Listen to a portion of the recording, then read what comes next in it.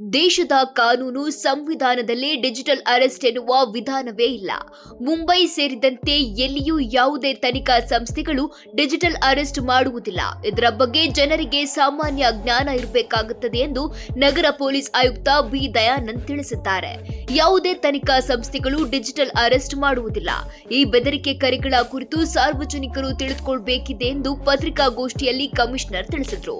ಕಾನೂನಿನ ಪ್ರಕಾರ ಯಾವುದೇ ವ್ಯಕ್ತಿಗೆ ನೋಟಿಸ್ ನೀಡಿ ಅಥವಾ ನೇರವಾಗಿ ಅವರನ್ನ ಭೇಟಿಯಾಗಿ ವಶಕ್ಕೆ ಪಡೆದು ಬಳಿಕ ಬಂಧಿಸುವ ಪದ್ಧತಿ ಇದೆ.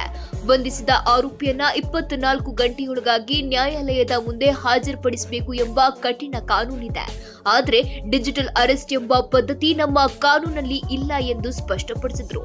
ಸಾರ್ವಜನಿಕರು ಸ್ವಲ್ಪ ಮಟ್ಟಿನ ಕಾನೂನಿನ ಅರಿವು ಹೊಂದಿದ್ರೆ ವಂಚಕರ ಜಾಲದಲ್ಲಿ ಸಿಲುಕುವ ಪ್ರಮೇಯವೇ ಬರುವುದಿಲ್ಲ. ಅನುಮಾನಾಸ್ಪದ ಕರೆಗಳು ಬಂದಾಗ ಸಮೀಪದ ಪೊಲೀಸ್ ಠಾಣೆಗೆ ಒಂದು ಕರೆ ಮಾಡಿದ್ರೂ ಸಹ ಸೂಕ್ತ ಮಾಹಿತಿ ನೀಡಲಾಗುತ್ತದೆ ಎಂದು ತಿಳಿಸಿದರು.